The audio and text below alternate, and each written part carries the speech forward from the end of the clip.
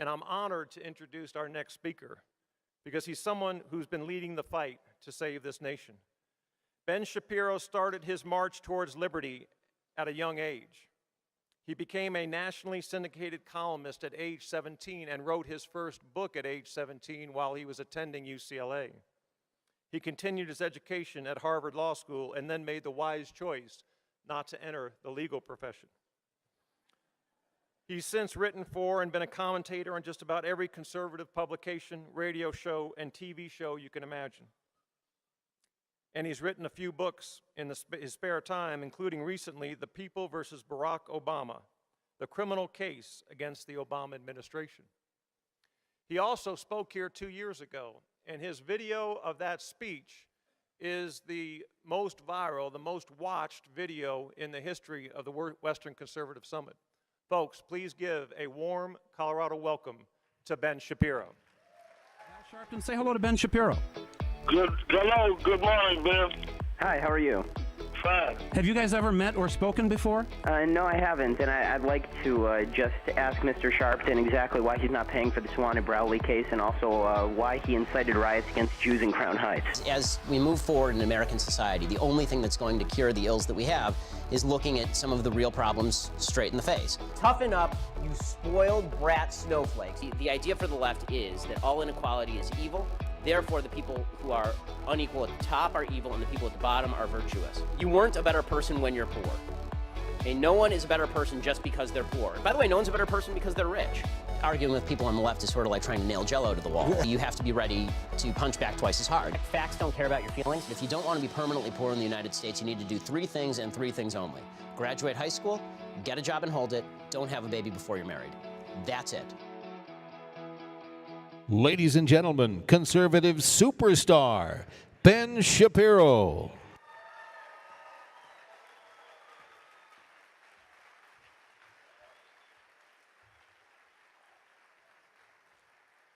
Well, thank you. Thank you so much for waiting until after Sabbath for me. That's why it's so late. I really appreciate it. What you didn't know is that by doing that, by waiting until like 9:30 at night, you're all Jewish now, so congratulations. Everyone hates you and win for the Hebrews. So tonight, I want to talk a little bit about the divisions splitting conservatives from one another. We are 4 months from a presidential election pitting the most corrupt, manipulative, self-obsessed Democrat in America against Hillary Clinton. I'm joking, but not really. This election pits 2 of the most unpopular people in the country against each other. Hillary Clinton, who is a lifelong corrupt criminal, a pathetically self-serving, ambitious, vile, rapist defender, a congenital liar, a felon, who despises founding principles and traditional notions of decency, against Donald Trump, who's an arrogant, a-religious, anti-constitutional, ignorant, big government ad hoc panderer who gave Hillary money. Now,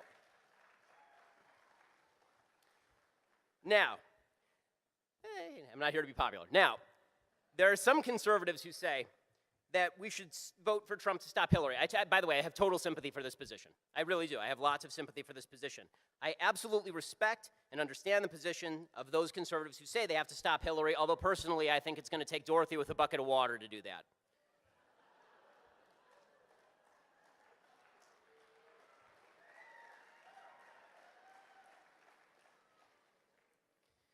Hillary will certainly stack the Supreme Court with hardcore leftists who are going to gut First Amendment protections for speech and religion, and Second Amendment protections of gun rights, and Fourth Amendment protections against unreasonable search and seizure, and Fifth Amendment protections of due process rights, and 10th Amendment states' rights. She's going to continue President Obama's foreign policy of setting the world on fire, putting the fire out with battery acid, and then setting the world on fire again.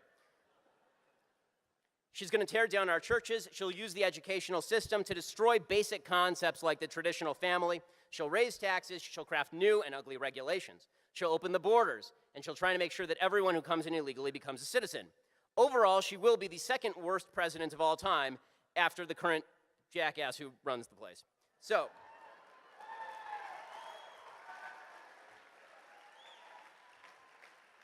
now that said, there are other conservatives, including me, by the way, who have said that conservatism is in danger of slaughtering its principles on the altar of Trump. Trump is personally gross. He's a man who brags about having sex with other men's wives and never wanting to repent.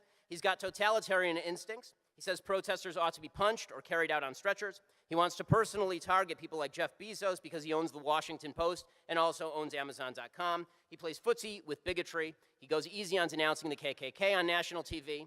He doesn't denounce his online anti-Semitic alt-right racists. He yells about Mexican judges and disabled journalists and POWs and women bleeding from their wherevers, and says that his political opponents' wives are ugly and that his political opponents' fathers tried to assassinate JFK.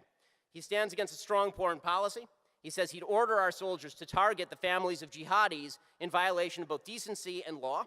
He says the chief functions of the federal government include, and he said this, housing and health care. He flip-flops on abortion and guns and religious freedom and everything else. He says he'll refuse to take moral sides in the Israeli-Palestinian conflict. He embraces nonsense economics like protectionism and tariffs. He doesn't care about the Constitution at all because he's never read it, because he's written more books than he's read. He's ignorant. He revels in the ignorance. He was a Democrat until almost literally 5 minutes ago. He's a scam artist and a bully and a coward.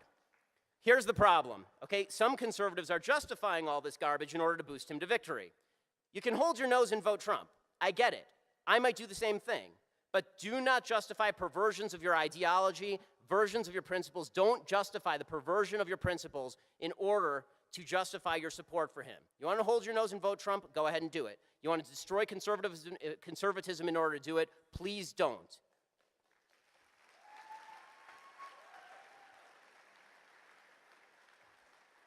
Now, there are some people who are celebrating the garbage heap that is Donald Trump in order to boost him to victory. They're calling anybody with questions a thumbsucker. They're telling conservatives to shut up and sing along with the orange God King worship choir. They're calling any conservative who worries about corruption of conservatism a Republican against Trump, an RAT, a rat. People like this, the people who celebrate Trump, not people who are just voting, holding their noses, the people who celebrate Trump and pretend he's a conservative and try to pervert conservatism to fit Donald Trump, those people are sellouts for Trump. They're S-O-F-T, soft.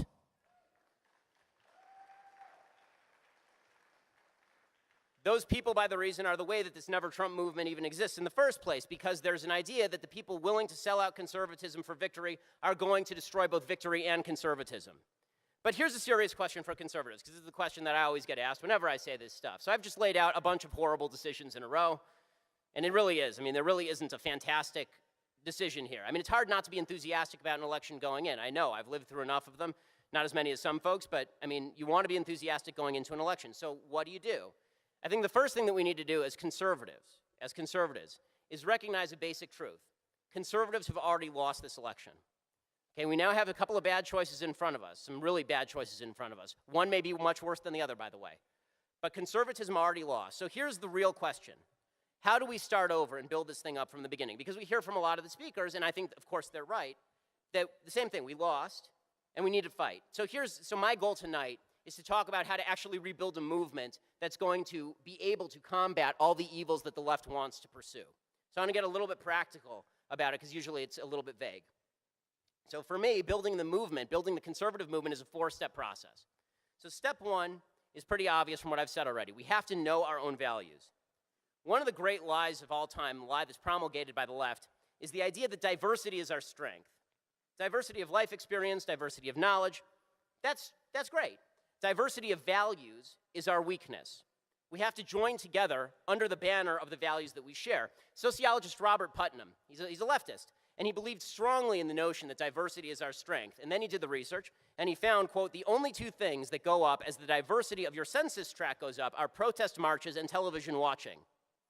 But there was one thing that brought people of all types together, all races, all creeds, all religions. What brought everybody together was common values. So he visited an ethnically diverse religious community, and here's what he said. He said some other shared identity trumped their ethnicity. They weren't thinking of themselves sitting there as I'm black, or I'm white, or I'm pink, or yellow. They were thinking about their relationship with, in that case, with God. Here's what our common value is. Defense of Western civilization. Okay, we're a band of brothers, we are. And that band of brothers is not separated by race or ethnicity, and it's not separated by racialism or tribalism. America isn't one nation for blacks, and it's not one nation for whites. Barack Obama said the same stuff, but he certainly didn't mean it. Right? It's a nation that we hold together in common, and it's a nation that's built on values. And if we really want to make America great again, if we really do, that doesn't happen unless you know what made America great in the first place. It doesn't happen by handing over power to any one figure, who you think is going to win for you. It happens by understanding what did make America great in the first place. And that's very simple. Individual liberty guaranteed by a limited government that draws its legitimacy from a moral and religious people.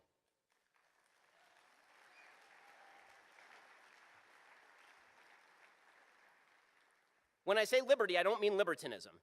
It doesn't mean take all my property, let the government run roughshod over me, just let me smoke my dope and put my genitals where I want. That's what the left seems to think liberty means.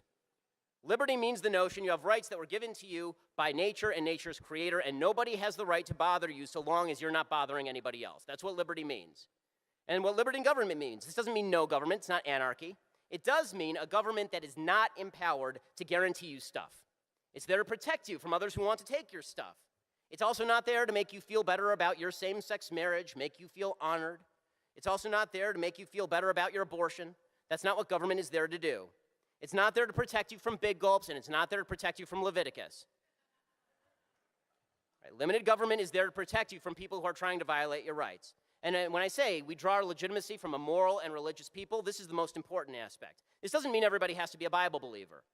It also doesn't mean that religious people are all moral or that all moral people are non-religious. But what it means is that Judeo-Christianity, the Judeo-Christian values are the basis for civilization. Respect for others because we're all created in God's image. Rule of law because we're all equal before God. Building healthy families because that's our purpose on the planet. That's what creates the social fabric that allows us to live together and leave our front doors unlocked at night. That's the whole deal. That's who we are. So those are the values that we stand for. So step 2, now we know our values. Know your enemy. Yeah, this is where I think the Republican Party has fallen dramatically short. This is where conservatives have fallen dramatically short. The conservative movement is absolutely moribund. We're falling apart and we don't even know why. And the reason is simple. We've lost our mission. Our mission has been lost. In 1940, George Orwell was writing about why Hitler had such a draw among young people. Why was Hitler so popular? After all, it meant you had to live basically in barracks. Living conditions in Germany weren't that great. You were marching through other people's countries. Like, what was the real draw of Nazism? What was the draw of Hitler? And here's what he wrote. It's one of the most profound quotes, I think, of the 20th century that nobody knows. He wrote, Hitler has grasped the falsity of the hedonistic attitude to life.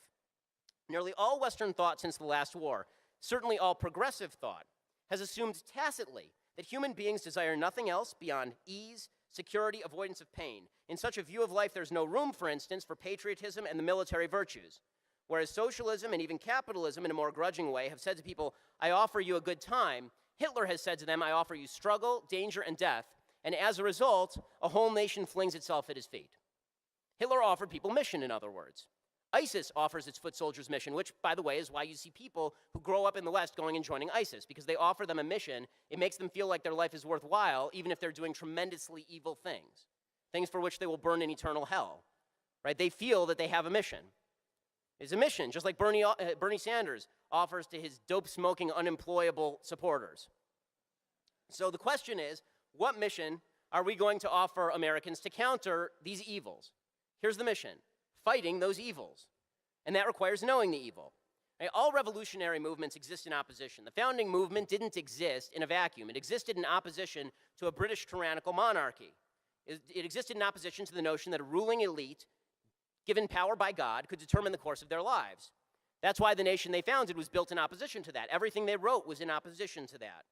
So, what do we now exist in opposition to? What do we oppose? And the answer right now is nothing. And this is why the Republican Party has failed since 1988. In 1988, we lost our way. And the reason is because for literally decades, the opposition was the Soviets. Right? We made the argument that the worst people in the world and the people we had to fight were the Soviet communists. And so republicanism existed in opposition to that. That's what defined the 3 legs of the Republican stool. Social conservatism to keep our families strong and keep our economy growing. Fiscal conservatism to make sure we could outcompete the Soviets. Foreign policy hawkishness to check Soviet ambition. Then the Soviet Union falls, right? And the Republican Party lost its enemy, which is when Democrats start to win. Why did Democrats start to win at that point? Because Democrats have always known their enemy, the people in this room. The Democrats have always thought that we were their enemy, not the Soviets. They've always hated us more than they hated ISIS. Hillary Clinton was asked on a debate stage, who are your enemies? She said Republicans. She was right. That's exactly right. Her face opened and soul-sucking sounds of her voice came out, and she said the truth. So right now, the Republicans say, vote for us and we will fight ISIS, or we'll fight Europeanism, or we'll fight something. Right? Well, we don't know what it is. We'll fight something. We'll fight the establishment, which is a meaningless term. Okay, when Ted Cruz ends up in the establishment, the term means nothing. Okay, but the fact is that we say we're going to fight all sorts of things, but we're not really clear on what this is. The left has always been clear the right is the enemy. So whenever people tend to vote, people tend to support the people whose enemies they also want to fight. So yes, of course, ISIS is our enemy, but here's the truth. The left is more dangerous than ISIS. The reason the left is more dangerous than ISIS is because ISIS can't succeed without their appeasement and help.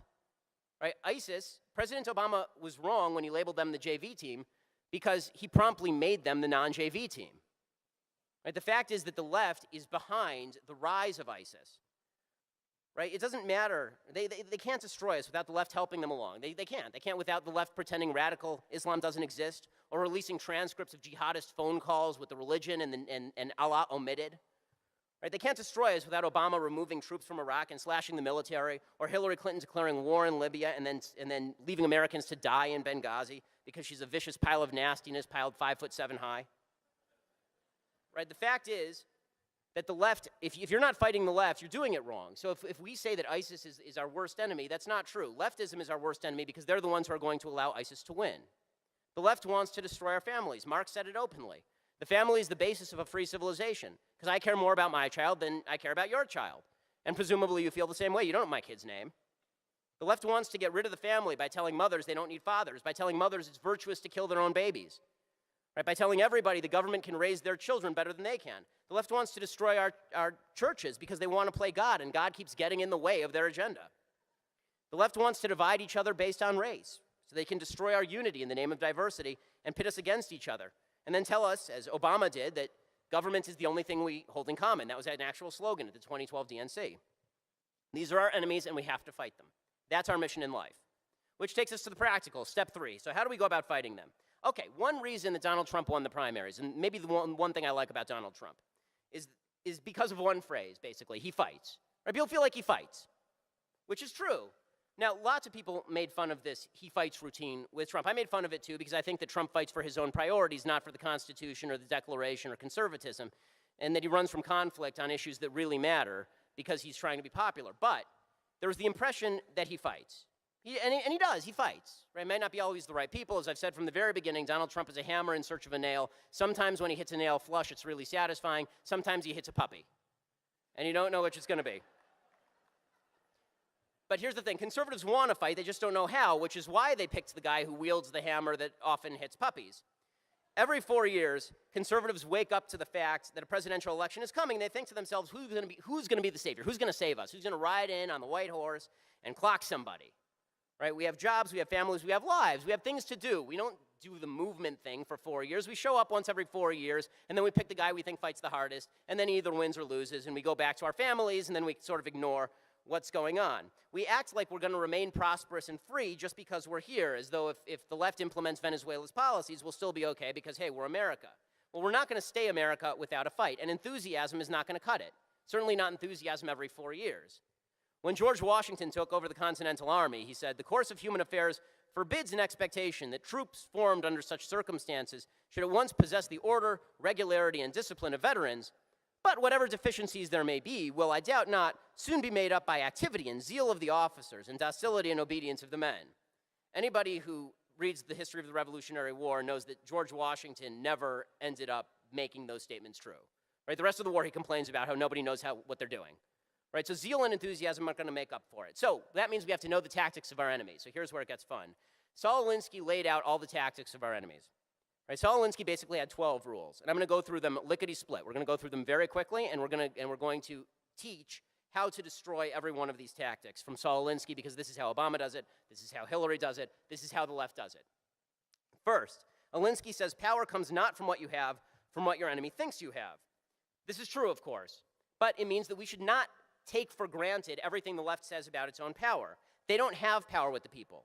They assume we can't win blacks and Hispanics in large numbers, because they say that. But we shouldn't believe them. We should go into black and Hispanic communities and flex our muscles everywhere we can and make our argument to every single person. Conversely, we should let them be intimidated by us. They're clearly intimidated by the NRA, and they should be. That's why the left sort of wakes up in the middle of the night in a cold sweat, mumbling the letters NRA over and over for no reason. Right? The fact is that our impression of power is just as important as the power we hold. So we're constantly lamenting we don't have power. We should give the impression of power. Okay, second, Alinsky says never go outside the expertise of your people. So notice, the left only argues on grounds where they feel safe. This is why they always call you a racist, sexist, bigot, homophobe. They don't know anything else. Right? It's all character attacks all the time. If you knock them off their pedestal, they don't know what to do. So just to take an example, last Sunday I was speaking at another event, and I was debating Sally Cohn from CNN. You may remember her as one of the ladies who did the hands up, don't shoot routine in the aftermath of Ferguson, which was based on a lie.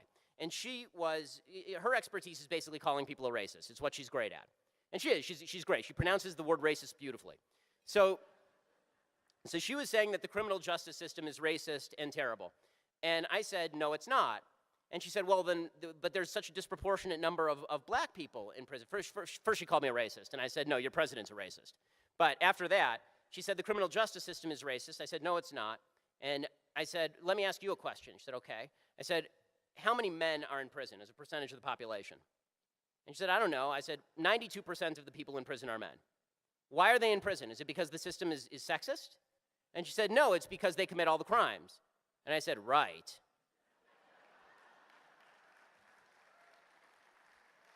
In other words, the left has no expertise. Once you get past the racist argument, there's nothing for them to do. Third, Alinsky says you have to go outside the expertise of the enemy. You have to make people feel uncomfortable. We're nice people. We don't like doing that. Learn to love it. It's fun. Make folks on the left feel uncomfortable. The left likes to use non sequiturs or coin new terms. The best way to avoid this is simply to tell them that they're speaking nonsense and drag them back to the issues. This is why if they say microaggressions, then you just say, I don't know what you're talking about. That sounds very stupid. Let's talk about words that have meanings in the language I'm speaking, English. Right. The fourth Alinsky rule is you have to make the enemy live up to its own book of rules. So this is where it matters to have an ideologically coherent movement, actually. So let's take as an example tax arguments. So the right says two things that conflict with one another. First, debt matters. Second, we want to lower taxes. So what the left does is they say, well, if you really cared about the debt, you wouldn't lower taxes, right? It creates more of a gap. So what we really should be saying is, no, you don't understand. We want tax revenue to go down so we can slash the spending, right? We shouldn't be making the argument, the Laffer curve argument. It's actually not it's a true argument, but it's not a valuable argument. The Laffer curve argument, if you lower tax rates, there are more government revenues. Last I checked, I don't want more government revenues. I want fewer government revenues. They're doing too much crap with my money already. Fifth point that Alinsky makes, ridicule is humankind's most important weapon. If you can ridicule people into the ground, you can finish them off, right? The left loves to ridicule the right. This is why they worship at the altar of Jon Stewart. He makes us look dumb. So we have three choices. We can either take the hit and grin, we can school-marm them, or which always fails. I mean, look what Jeb Bush tried to do to Donald Trump, school-marming him on the stage. Oh, Donald, it's just so terrible what you're saying, and then Trump would put him through a wall, and everybody would laugh, right?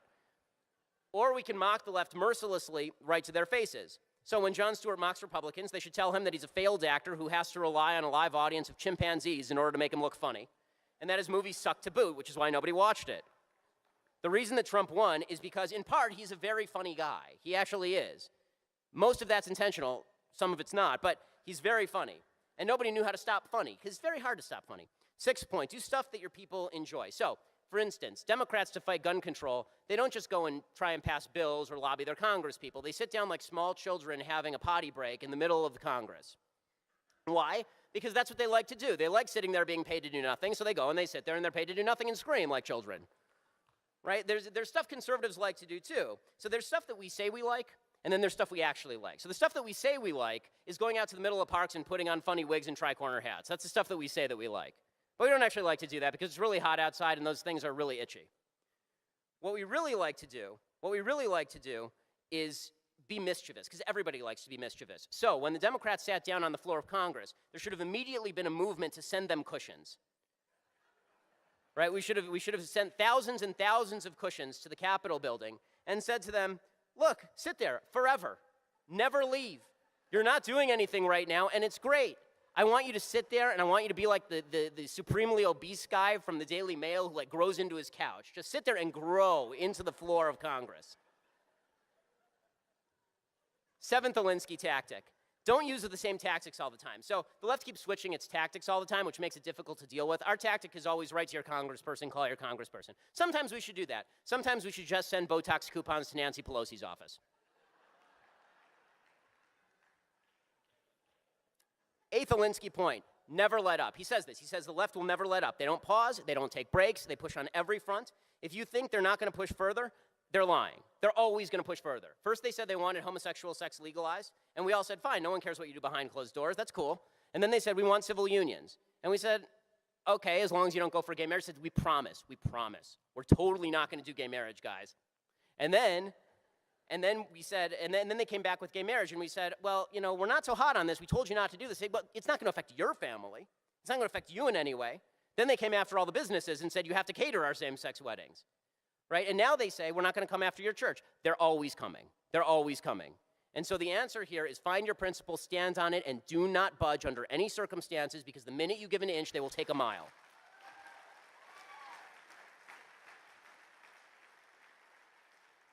Okay, ninth point that Alinsky makes. He says the threat is usually more terrifying than the thing itself. So the left likes to threaten us with riots and with scorn, and they think it's supposed to make us feel bad. Thankfully, I have no capacity for shame, so it doesn't make a difference for me.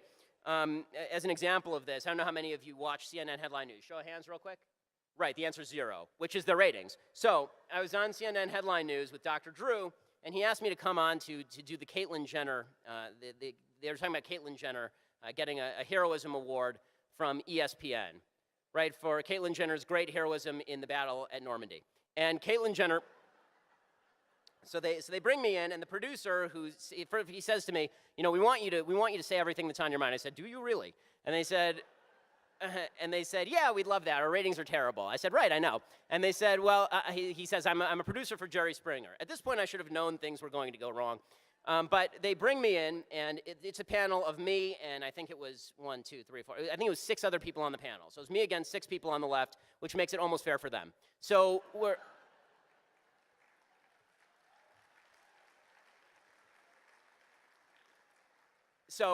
we're sitting there, and they sit me next to a transgender woman, meaning a guy who thinks he's a lady, and his name is Zoe Tur. And so they go through this whole rigmarole at the very beginning of the debate, and they're talking about transgenderism. Does Caitlyn Jenner deserve a Medal of Honor, or conversely, does Caitlyn Jenner deserve actual sainthood direct from the Pope? Right? This was the conversation. And then they came to me, and I said, well, I don't see why Caitlyn Jenner deserves anything. Like, what did Caitlyn Jenner do? It's a dude with hormone treatments and some surgeries who has mental illness. And the transgender guy sitting next to me, to make a long story short, he turns to me and he says, you don't know anything about science, little boy. I said, well, I know something about genetics, and every cell in Caitlyn Jenner's body has a Y chromosome, except, ironically, some of his sperm cells. And so this guy turns to me, and he keeps pushing me, and finally I say, well, let me ask you, what are your genetics, sir? And it was the sir that set him off. He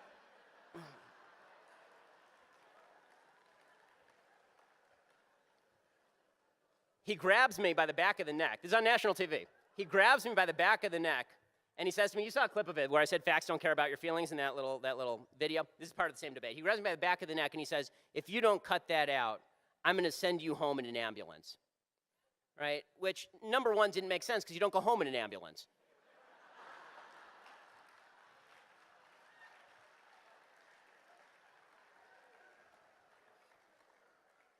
But what was amazing is the left turns to me afterward, and they all say, how could you have offended Zoe that way? How could you have offended Zoe that way? And here's the thing. I didn't care, so it didn't matter to me, and that's the point. The left thinks it can intimidate you into doing whatever it wants just by saying things, and it's not true. It's not true. By the way, Zoe Tur would later go on to threaten me and say, I'll meet you in the parking lot, in a voice at least an octave lower than my own, and threatened to curb stomp me on Twitter, all of which I thought was deeply unladylike behavior.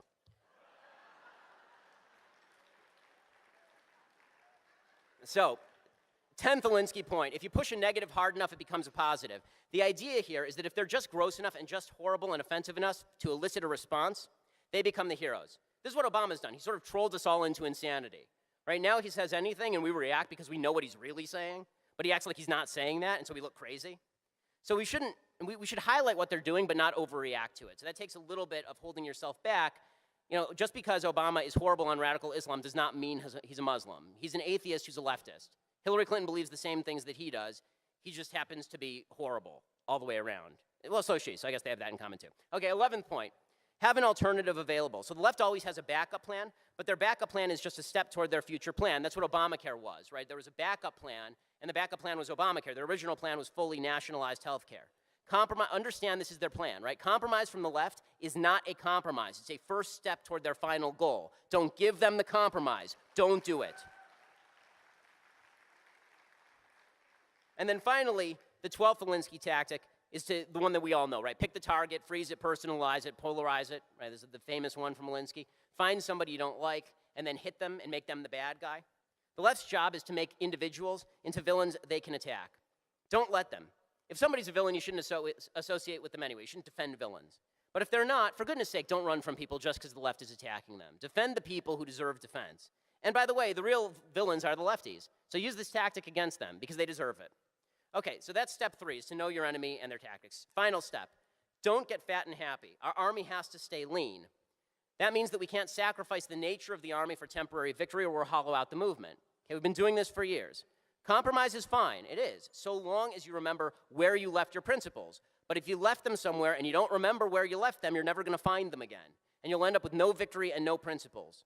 So we have to stay lean and stay sharp, and we have to be aware that when someone doesn't hold your principles and hold their feet to the fire, then nothing gets done. It's always easier to get in line, to go along, to say your army is the better of two evils, and it's true. It's always going to be true. We're always going to be the better of two evils. But that's not what builds movements. If you allow the army to lose its values, if you forget what you're fighting for in the first place, if you forget who your enemies are, then you forget how to fight, and you become a spent force.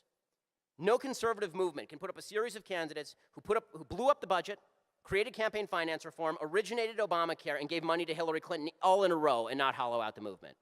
You can't do that. Trump may feel like victory in the same way that napalm does. It's got the scent, but the actual substance might burn a little bit. Let me wrap up with this basic idea. How you vote in this election cycle is up to you. I get it. I understand. I may vote the same way you do in the end. Okay, how I vote is my business. But please, for the love of all that's holy, let's think about building a movement beyond this election cycle. Think about building something once we're past November. I'm 32. I'm 32 years old. Okay, I have a 2-year-old. I've been busy in the last couple of years since I was last here. I have a 2-year-old and I have a 2-month-old. Those generations are only going to be protected if we revivify our movement, if we come together around those values, and if we learn who our enemies are, and if we fight them every single step of the way, never giving an inch, and if we never stop fighting. We can't get tired. If we do, they win. We can't let them have a few victories. They exploit every single victory and then push on to the next victory. The left is a ceaseless, heedless monstrosity. It's our job to hold that wall. Here's the thing, though. I think true conservatives know that. You know, Ronald Reagan always said this. He always said freedom is never more than one generation away from extinction. And that's exactly right. But to avoid extinction, we have to grow, we have to evolve, we have to get stronger, we have to get tougher. We have to rededicate ourselves to the principle, we have to rededicate ourselves to the fight. And that's hard work. And that's our mission. We're an empire of liberty. We're a nation conceived in freedom. Our mission is to carry that freedom forward in the face of all odds, and that mission doesn't change. That mission is eternal. And that mission calls to us from the end of history. It's God's mission. It's the founder's mission. It's a mission that has to be fulfilled at all costs. The mission calls us forward. It urges us forward. The heroes of days past, Washington and Adams and Jefferson and Lincoln and Reagan, our fathers, our mothers, our ancestors, who fought to bring us to these shores and then make these shores free and give their kids a chance, they're cheering us on. They are. They are. I believe in an afterlife, and they're cheering us on, begging us to stumble forward because nobody else is going to carry the torch. The left's going to try to rip that torch away. They're going to try and drown it in the mud of political correctness, of collectivism, of government tyranny, and it's up to us. So let's take up the torch, passed down to us over 2,000 generations. Let's take it up with joy in our heart and strength in our grip and a warning in our eyes. Do not, for the love of God, cross us. We're the guardians of limited government and individual liberty. We're the guardians of Judeo-Christian Western civilization. There's no one else left. We're the last line of defense. We stand together, and we must never, ever, and we will not ever, ever stop fighting. Thanks so much.